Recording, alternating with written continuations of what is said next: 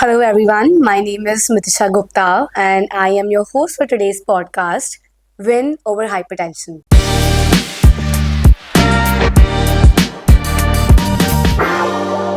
where you can learn how to take care of your blood pressure through exclusive insights and practical advice. Today, we're talking all things about hypertension, why is it caused, how it matters, and most importantly, how to take care of it effectively. Hello, doctor. It's my honor to have you on this podcast today. So, doctor, by now we all know what hypertension is. But can you please elaborate on it? I mean, why is it so important for us to take care of ourselves even when we feel fine? Hi everyone, this is Dr. Anuj Yadav, MD Medicine from Ambikapur. आज हम लोग blood pressure यानी उच्च high रक्तचाप और या फिर hypertension के बारे में बात करना चाहिए। सबसे पहले नॉर्मल ब्लड प्रेशर कितना होता है और हाइपरटेंशन कब होते हैं।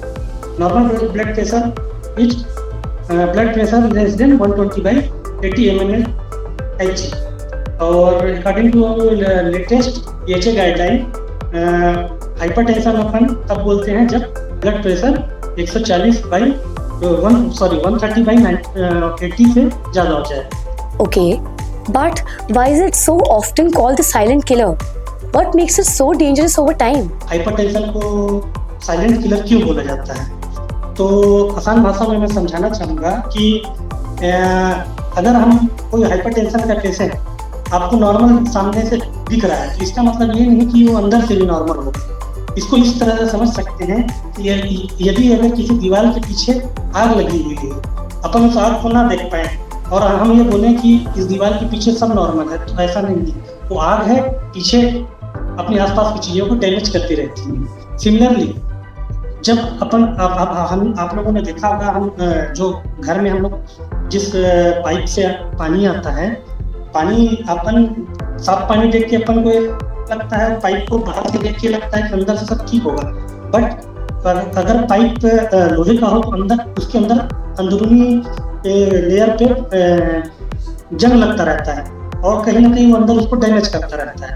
सिमिलरली अपने हाइपरटेंशन के केस में मतलब ब्लड वेसल अंदर धीमा धीमा डैमेज होती रहती है, उसके कारण हाइपरटेंशन रिलेटेड कॉम्प्लिकेशन हो सकता है।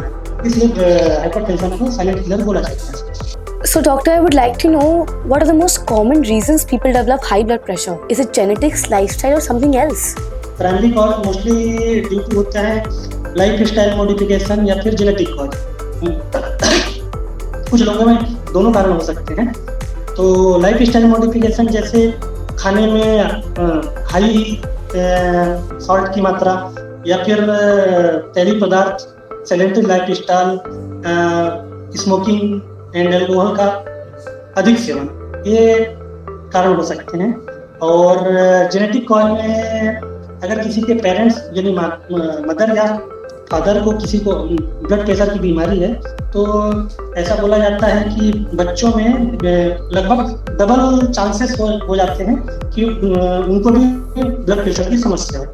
सेकेंडरी कॉज में आते हैं डिसीजेस लाइक जैसे कोई किडनी की बीमारी हो या कोई हार्मोनल डिसबैलेंस।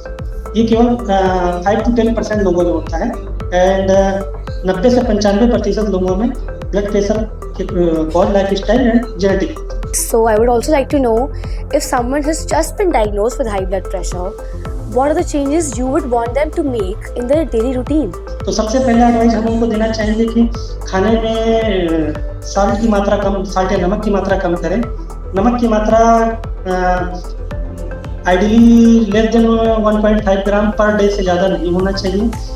डेली एक्सरसाइज करना चाहिए, कम से कम 30 मिनट का एक्सरसाइज अपने को डेली करना चाहिए और सप्ताह में कम से कम 5 दिन एक्सरसाइज करना जरूरी है। मतलब सप्ताह में 30x5 150 मिनट का एक्सरसाइज जरूरी है। खाने में तैलीय पदार्थों का सेवन कम करना चाहिए, वेट को रिडक्शन करना चाहिए और अल्कोहल की मात्रा को कम करना चाहिए और स्मोकिंग पूरी तरह से बंद करना चाहिए। Okay, doctor, you just talked about medication right now. So, I would like to know what are the most common side effects that people should look out for while taking medications for hypertension. अगला सवाल ये है कि कुछ patient दवाइयाँ लेते हैं जो ब्लड प्रेशर की, तो ये पूछते हैं कि क्या इनके कारण कोई साइड इफेक्ट होगा क्या? तो जो कॉमन साइड इफेक्ट है कुछ दवाइयों का मैं वो बताना चाहूँगा कि एस इनहिबिटर लाइक रेमिप्रिल के कारण पेशेंट को ड्राई कफ की समस्या हो सकती है। बीटा ब्लॉकर के कारण एक्सट्रीमिटीज कोल्ड, हाथ पैर में ठंडक या फिर कमजोरी का एहसास हो सकता है।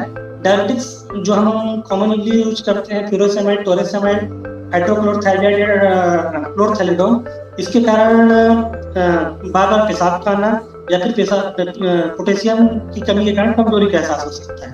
I would also like to know what would happen if high blood pressure gets untreated for years, and what parts of the body gets affected the most?